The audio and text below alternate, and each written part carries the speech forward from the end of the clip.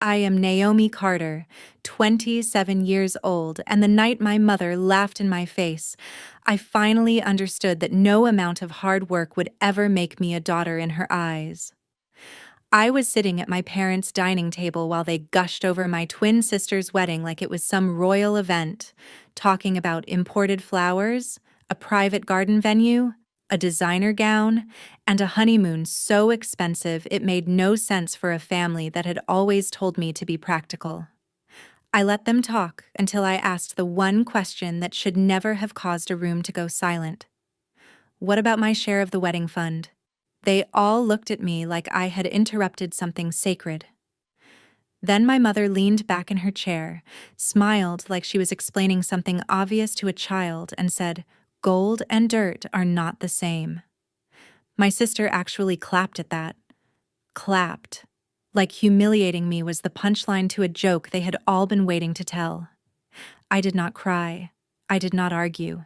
I did not give them the scene they probably wanted so they could call me dramatic and ungrateful. I just stood up, took my keys, walked out of the house, and drove through the night without answering a single call. By sunrise, my phone looked insane. 53 missed calls from my mother, 20 from my sister. Voicemails, texts, begging, pleading, telling me to come back before I made a terrible mistake. I stared at the screen for a long time before I finally sent one message. "Why are you begging a piece of dirt?" But to understand why that one text sent my whole family into panic, you need to know what they had been taking from me for years. By the time my sister and I were old enough to understand how families worked, I already knew ours had a favorite. We were twins, but that was where the similarity ended. She had the kind of personality people noticed right away. She was loud, charming, dramatic in a way that made adults laugh instead of worry. She knew how to walk into a room and make it feel like an audience had just arrived for her. I was quieter. I liked plans, routines, and knowing exactly where things stood. My mother called me serious like it was a flaw. My father called me difficult whenever I asked why the rules were different for me. My sister got away with messes because she was spirited. I got punished for the smallest mistakes because I should have known better. That was the story in our house. She was the one who needed softness. I was the one expected to survive without it. At birthday parties, she got the bigger cake because she liked attention more. At school events, my mother would miss my academic ceremonies but somehow never missed a single one of my sister's performances, even the mediocre ones. If relatives visited, they would hear all about how beautiful and social my sister was, and then my mother would gesture at me like I was a side note and say I was the smart one. That was the box they put me in early. Useful, but forgettable. Capable, but unloved. The older we got, the more obvious it became that my parents were not trying to hide it. They bought her clothes because she cared about fashion. They gave her extra spending money because she had a social life to maintain. They let her cry her way out of consequences while telling me I was too cold whenever I refused to play along. I used to think if I achieved enough, if I behaved well enough, if I made their lives easier, eventually they would look at me the way they looked at her. But every win of mine only seemed to irritate them more. When I got the highest grades in school, my mother said I was making my sister feel insecure. When I got a scholarship opportunity, my father said I should stop acting superior. When I worked weekends to buy my own laptop, my mother called me stingy for not sharing it more. Nothing I did was allowed to belong to me. If I succeeded, I was selfish. If I set boundaries, I was difficult. If I stayed quiet, they assumed I could handle more neglect. The wedding fund was the one thing I let myself believe might be fair. My grandparents had started it when we were teenagers. It was supposed to be equal, a gift for both granddaughters, something practical for two futures that had not been written yet. I remember my grandmother squeezing my hand and saying, "No matter what happens later, This will be one thing no one can take from you. I held on to that sentence for years. I even added to the fund myself once I started working part-time in high school. Not a huge amount at first, but enough to matter to me because every dollar represented hours of effort no one had forced me to give. I contributed because I thought one day, when I got married, I would at least walk into that part of my life knowing something had been saved for me too. It sounds naive now, but when you grow up half-loved, you become an expert at building hope out of scraps. You take the smallest sign of fairness and treat it like proof that maybe the story is not finished yet. That was my mistake. I thought the wedding fund meant there was one part of my life my family could not rewrite around my sister. I had no idea they were already preparing to do exactly that.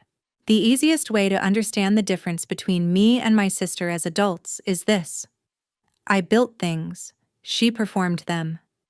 I worked my way through college with scholarships, internships, and jobs that taught me how to keep impossible schedules from falling apart. I ended up in wedding and event operations because I was good under pressure and even better at cleaning up disasters before anyone else realized there had been one. I knew contracts, vendor timelines, deposit schedules, contingency plans, and exactly how much emotion people attached to one perfect day. I also knew how much money people were willing to burn just to make strangers envy them for a few hours. That part never impressed me. I moved to Charlotte after college and built a life that made sense to me. My apartment was not glamorous, but it was peaceful. My work was demanding, but it was real. I paid my bills, kept my promises, and learned that stability was a luxury when you had grown up in emotional chaos. My sister went the other direction. She reinvented herself every 6 months depending on what kind of attention seemed easiest to get. She tried boutique fitness, then lifestyle blogging, then social media brand deals, then event hosting, none of which lasted long enough to become a real career. But because she looked polished and knew how to flatter people, my parents kept acting like she was on the brink of something huge. Every time she failed, they rebranded it as potential. Every time I succeeded, they treated it like a personality defect. By then, I was used to it. What they could not diminish was the life I had started building for myself. I met Ethan at a venue walkthrough after a storm had knocked out power during a rehearsal dinner. Everyone else was panicking. He was one of the architects consulting on the restoration of the property, and while the bride's family was spiraling, he was the only person in the room calmer than I was. We ended up laughing in a dark hallway over emergency candles and ruined seating charts. He was thoughtful without being performative, kind without needing credit for it, and he listened in a way that made me feel like I was not competing with noise just to be heard. We dated for 2 years before talking seriously about marriage, and when we did, it felt nothing like the chaos I had grown up around. We talked budget before flowers. We talked guest count before aesthetics. We talked about what mattered and what did not. We wanted something intimate, elegant, and honest. No spectacle, no pretending. Just a room full of people who actually loved us. For the first time in my life, I could picture a wedding without dread attached to it. Around that same time, my sister announced she was engaged to Miles Holloway, a corporate attorney with expensive taste, polished manners, and the kind of family background my mother had been chasing her whole life through country club invitations and strategic friendships. The way my parents reacted, you would have thought my sister had just married into royalty. Overnight, every conversation became about venues, menus, fittings, social circles, and how this wedding had to be perfect because it would open doors. That phrase stuck with me. Open doors for whom? Not for the bride, really. Not even for the marriage. It was for my parents, for their image, for the fantasy they had always attached to my sister because she looked like the life they wanted people to think they lived. My mother started calling me more often, not to ask how I was, but to pick my brain about vendors, contracts, and timelines. Could I recommend a florist? Could I take a quick look at a catering agreement? Did I know anyone who could help them get a better rate on the venue? My first instinct should have been to say no, but old habits are hard to kill. Some part of me still wanted to be useful because usefulness had always been the closest thing I got to approval. So I answered a few questions. I connected them to a venue rep I trusted. I flagged a bad clause in one contract. I told them what realistic costs look like if they wanted quality without getting scammed. My mother thanked me like she was doing me a favor by letting me contribute. My sister barely thanked me at all. She was too busy posting mock-ups of floral arches and champagne towers to her followers, as if she had built the whole thing herself. Even then, I told myself it did not matter. I had Ethan. I had my own future. I had that fund, or at least I thought I did. I believed when our time came, there would still be something left that had my name on it.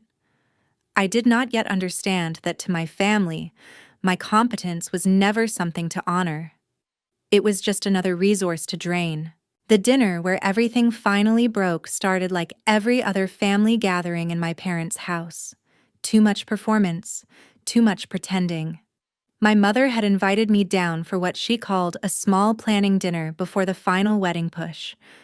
I almost did not go, but Ethan encouraged me to keep things civil if I could. He had not grown up inside a family like mine, but he understood enough to know I was always mourning the family I wished I had, not the one that existed. So I drove in for the evening carrying a bottle of wine and the stupid hope that maybe this time they would at least behave like decent people for one meal. My sister was glowing in that carefully managed way she always had when she knew all eyes were on her. My mother kept bringing out binders and swatches and seating charts as if she were staging a campaign instead of a wedding. My father talked numbers in a vague, smug way that suggested he wanted to sound important without ever saying anything concrete. For the first half hour, I mostly listened. Then my mother started discussing a last-minute upgrade to the venue package. More flowers, better lighting, a luxury guest transportation option no one actually needed. I asked the question gently at first. I said, if you are spending at this level, what does that mean for the rest of the wedding fund? My mother stopped moving. My sister looked down at her plate. My father cleared his throat and reached for his water. I knew right then. I just did not know how bad it was. I asked again, more directly this time. What does that mean for my share? My mother set down her fork and gave me a look I had seen my whole life. The one that said I was about to be punished for ruining her preferred version of reality. She said there really is no your share anymore. Most of it went into your sister's wedding. She said it casually, like she was explaining weather. I stared at her. I asked what about the money I put into it. She shrugged. We all contribute to family, Naomi. Then I asked the question that made her smile. So you spent my grandparents' money and my money on her and never planned to tell me. She leaned back in her chair, crossed her arms, and laughed. Not a nervous laugh, not an embarrassed one, a cruel one. Gold and dirt are not the same, she said. Your sister is marrying into a world where appearances matter. That investment makes sense. You and Ethan are doing some tiny tasteful thing. You do not need the same kind of help. For a second, I honestly did not hear the room. It was like my body had gone silent from the inside out. Then my sister clapped once, sharp and smug, and said, Mom is harsh, but she is not wrong. I think that was the moment something permanent in me cooled, because all my life I had pictured a breaking point as some big dramatic explosion. I thought if I was ever pushed too far, I would finally scream. Instead, I became very still. I looked at all three of them and realized none of them expected consequences. They expected pain, maybe tears, maybe an argument they could twist into proof that I was unstable and jealous. What they did not expect was for me to become strategic. So I stood up. My mother told me not to be dramatic. My father said we could discuss it later. My sister rolled her eyes and asked if I was seriously going to ruin the mood over money. I picked up my bag, my keys, and my coat. I said nothing. I walked out while my mother was still calling after me. The second I got into my car, I did not cry. I opened my laptop. Because in their rush to build a luxury wedding they could not actually afford, they had leaned on more of my professional access than they realized. The venue rep they were using had agreed to a temporary hold because of my recommendation. The floral designer had approved a discount through a referral code tied to my company network. A transportation vendor had only delayed full payment because I had vouched that this family would not embarrass me. I sent 3 emails and made 2 calls before I even backed out of the driveway. All professional, all clean. I informed the vendors that I was withdrawing personal and professional sponsorship from any pending flexibility arrangements connected to the Carter Holloway wedding. I clarified that I was not financially responsible for any outstanding balances and that no one should rely on my name or reputation moving forward. I did not ask anyone to cancel anything. I did not need to. I just removed the support they had built their fantasy on. Then I drove back to Charlotte through the night with my phone face down beside me. By the time I got home, I had 7 missed calls. By sunrise, it was over 70. 53 from my mother, 20 from my sister. A flood of voicemails that moved from outrage to panic in less than 6 hours. The venue needed immediate confirmation. The florist was pausing production. Transportation was suspended until payment cleared. My sister's makeup artist had heard there were contract problems and wanted reassurance. For once in their lives, they were not calling because they wanted something from me quietly. They were calling because everything they had built by stepping on me was shaking. I listened to one voicemail from my mother, where she sounded breathless and furious and scared all at once. "Naomi, call me back right now. You are taking this too far." Then, one from my sister, sharp with panic under the attitude. "Do not do this to me. Do not ruin my wedding because you are bitter." I stared at the screen for a long time before typing my reply. "Why are you begging a piece of dirt?" Then I turned my phone off and finally went to sleep. When I woke up that afternoon, I expected to feel guilty. I had been trained for guilt. My entire childhood had conditioned me to believe that withholding help from people who treated me badly was somehow more shameful than the way they treated me in the first place. But guilt was not what I felt. Relief was. Not joy exactly. Not revenge in the cartoonish sense people imagine when they hear that word. It was the deep, almost unfamiliar relief of finally understanding that I did not have to keep volunteering to be the bridge people burned while standing on it. My phone was still exploding when I turned it back on. My mother had shifted into victim mode.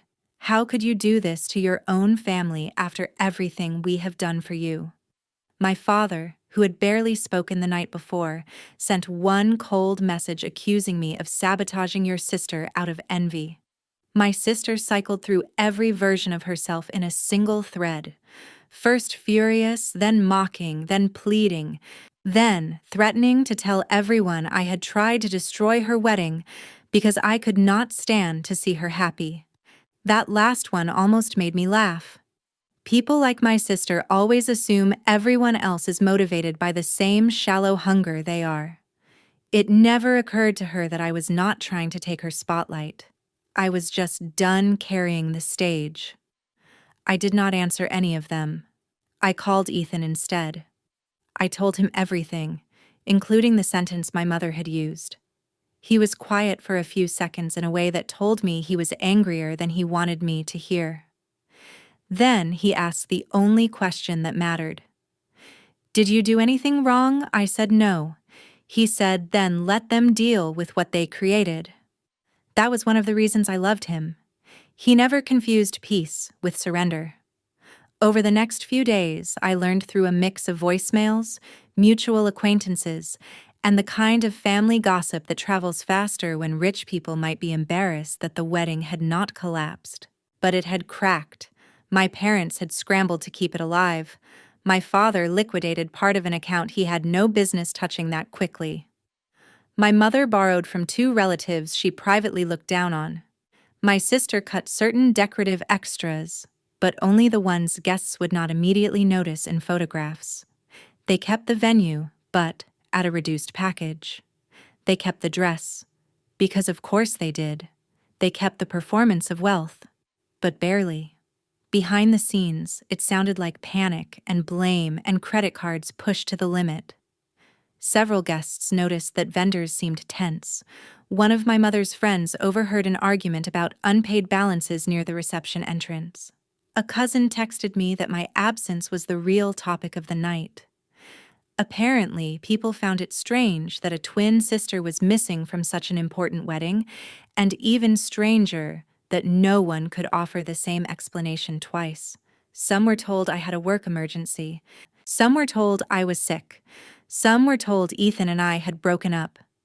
My favorite rumor was that I had become too emotionally unstable to attend. That one had my mother's fingerprints all over it. Still, the photos my sister posted afterward looked glossy enough if you did not know what had happened outside the frame. She smiled like she had won. Miles smiled like a man posing beside an expensive acquisition. My mother looked exhausted under professional makeup. My father looked older than I remembered. The comments online were full of the usual empty praise. Dream wedding, fairy tale bride, obsessed with this couple. I looked at the pictures once and then never again. The strangest part was that I did not feel consumed by any of it. I had expected anger to keep burning, but distance changed the texture of everything. My family had built their lives around image, and the moment I stepped back, I could see how fragile all of it really was. They needed me more than they would ever admit. Not because they loved me, but because I was the practical spine in a family addicted to appearances. Without me, they could still throw a party. They just could not do it cleanly. Ethan and I moved ahead with our own plans in the quiet way that made me feel sane. We toured a lakeside property outside Charlotte that was smaller than any venue my mother would have approved of, and immediately knew it was right. It had old trees, soft light, and a view that did not need to prove anything to anyone. We talked to a local chef instead of a luxury caterer. We cut our guest list down to people who had actually shown up for us in real life. Every choice felt like a correction, not just to my wedding, but to my understanding of what celebration was supposed to be. It was not performance. It was witness. It was not about who could be impressed. It was about who could be trusted. Meanwhile, the calls from my family slowed, not because they had forgiven me, but because they were busy trying to maintain the illusion that everything was fine. I knew that phase would not last. Debt has a way of making truth louder. So does marriage when it is built on image instead of intimacy. I did not have to wish for consequences. I had already seen enough weddings to know they were coming. About 3 months after the wedding, the first real cracks started reaching me from outside the family bubble. One of my former college friends who still moved in overlapping social circles with my sister messaged me after midnight with a question that looked casual but was not. "Is everything okay with your sister and Miles?" I asked why. She said because Sienna has been posting a lot of vague quotes about loneliness and fake love, and she was seen crying at a restaurant while Miles left early. I should have felt sympathy. Instead, what I felt was recognition. Not because I had wanted her marriage to fail, but because I had seen the transaction from the beginning. Miles had not fallen in love with my sister. He had selected her. She was polished enough for photographs, eager enough to be shaped, and shallow enough to mistake being displayed for being cherished. My mother loved him because he came with status. My sister loved him because he came with status and expensive suits, and a last name that opened the kind of doors she had always wanted to stand in front of. But status is not intimacy. Being chosen is not being known. Once the wedding ended and the performance stopped being exciting, They were left with each other, and there was not much there. Around the same time, my father's financial situation began unraveling in a way that would have been almost poetic if it had not been so pathetic. He had always prided himself on being the smartest man in the room when it came to money. That was part of why the wedding overspending had gone so far. He truly believed he could outmaneuver reality later. Only later arrived faster than expected. Emergency borrowing turned into rolling balances. Rolling balances turned into pressure. Pressure turned into mistakes. One of his colleagues apparently learned he had borrowed privately from clients' social circles to cover personal obligations, and while I never got the full story, I heard enough to know his professional credibility took a hit. My mother's boutique, which had already been limping along on the strength of local image rather than actual profit, started missing payments too. She sold inventory at discount, then pretended it was a seasonal strategy. She canceled a charity committee commitment she had bragged about for years. Friends she used to entertain stopped calling as often, once there was no longer a polished table to sit at. My parents had spent so long curating the appearance of stability that they had no idea how to survive without applause. That was when the messages started again. They came through numbers I did not know, through distant relatives, through one old neighbor who left me a long voicemail about how family is family no matter what. My mother wrote me a letter and mailed it to my office. Not my apartment. My office. That alone told me she still did not understand shame. In the letter, she tried every version of the truth except the real one. She wrote that wedding stress had caused things to be said in the wrong tone. She wrote that families make mistakes. She wrote that my sister was struggling in her marriage and needed support from her twin. She did not write that she had called me dirt. She did not write that she had stolen money meant for me. She did not write that she had only noticed my value once my absence had a price tag. I folded the letter and threw it away. A week later, my sister called from a private number. I should not have answered, but something in me wanted to hear what her voice sounded like when life stopped clapping for her. She did not bother with small talk. She said she and Miles were having difficulties. She said marriage was harder than she expected. She said he was always traveling, always working, always irritated, and lately he had started making comments about her spending and her family's instability. Then she moved to the real point. She asked if I still had contacts who could help my mother's boutique with an event partnership, maybe something upscale that would bring in new clients. When I stayed silent, she pushed further. She asked if Ethan knew any investors. I almost admired the nerve. Even then, in the middle of her own unraveling, she still saw me as a utility, not a sister, not a person she had humiliated, a tool she hoped had not learned its worth. I told her no. She got sharp immediately, accused me of enjoying this, accused me of waiting for them to suffer so I could feel superior. That was when I finally said something that had been true for years. I do not need you to suffer to know who I am. I just needed to stop letting you decide it. She hung up on me. Not long after that, a family acquaintance told me my parents were quietly preparing to sell their house and move into a much smaller place. Officially, they wanted less maintenance. Unofficially, debt was choking them. The same house where I had spent years being told my role was to understand, to adjust, to give more, was now one more thing they could not afford to keep.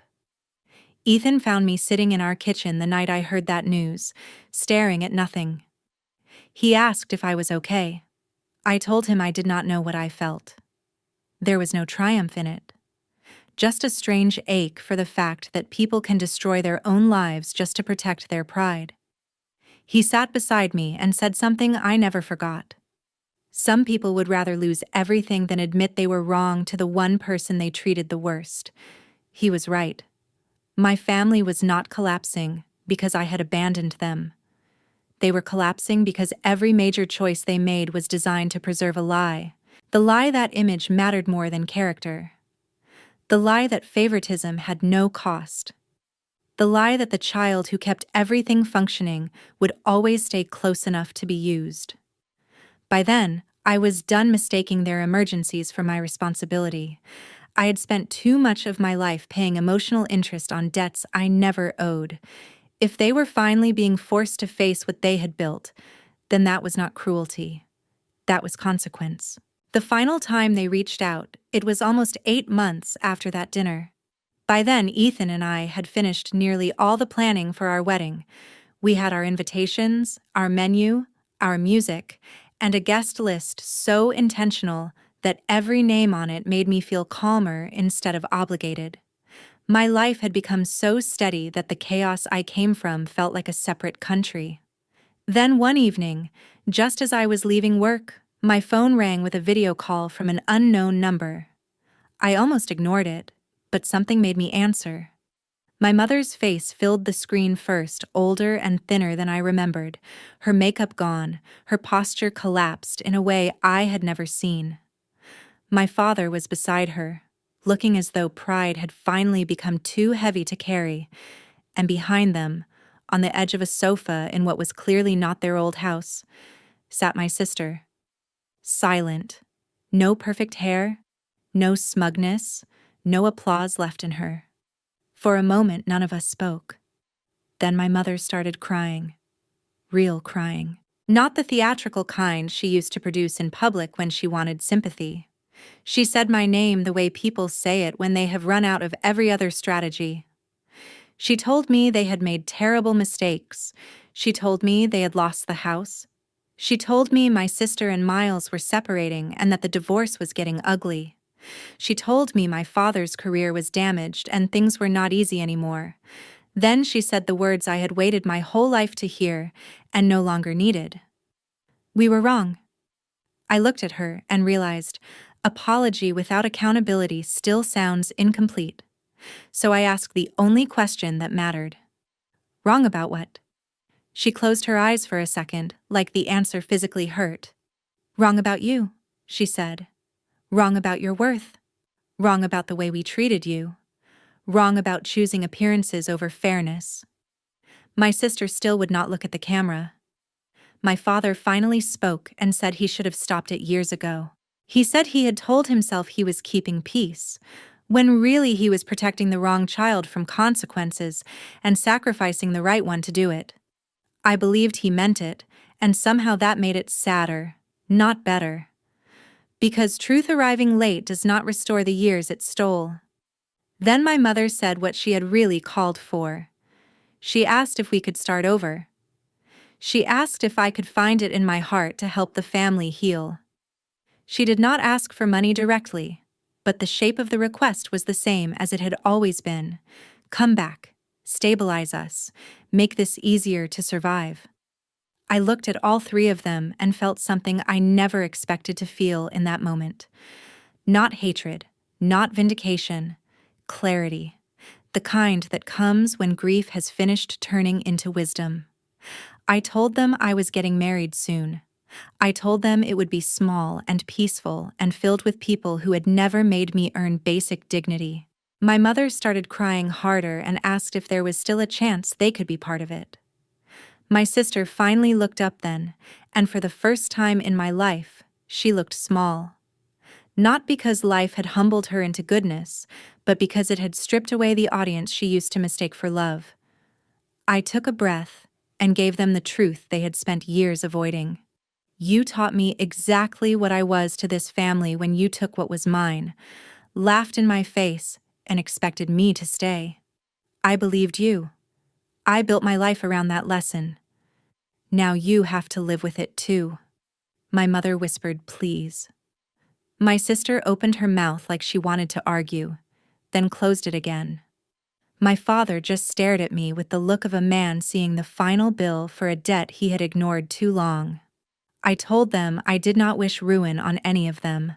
I told them I genuinely hoped they learned how to treat people before they needed something from them. I told them I hoped my sister one day understood that being favored is not the same as being loved, and that being protected from consequences can leave a person weak in all the ways that matter. Then I said, I was not coming back. I was not reopening a door they had only knocked on once life became unbearable on their side of it. I ended the call before they could answer. A month later, I married Ethan beside a quiet lake under strings of warm lights and old trees that did not need decorating to feel beautiful. There was no spectacle, no false luxury, no desperate need to impress anyone, just vows, laughter, people who showed up early because they wanted to help, and the steady feeling that I was no longer standing in the shadow of someone else's story. When I walked toward Ethan, I did not think about what my family had taken from me. I thought about what they had failed to destroy: my peace, my judgment, my ability to love without humiliating someone first. That, more than anything, was the ending they never expected me to have. If there is any lesson in what happened, it is not just that cruelty comes back around, though it often does. It is that favoritism poisons everyone it touches. It damages the child who is neglected, but it also hollows out the child who is worshipped by teaching them that love can be replaced with indulgence, and that value comes from display instead of character. It teaches parents to confuse control with care and image with success, until they wake up surrounded by the wreckage of their own choices. And it teaches the overlooked child one of the hardest lessons of all: that sometimes healing begins the moment you stop begging to be treated fairly by people who profit from your silence. Family should be the first place a person learns dignity, not the place they lose it. Love without respect is not love. Forgiveness without change is not reconciliation. And protecting your peace from people who only recognize your worth once they need it is not cruelty. It is self-respect.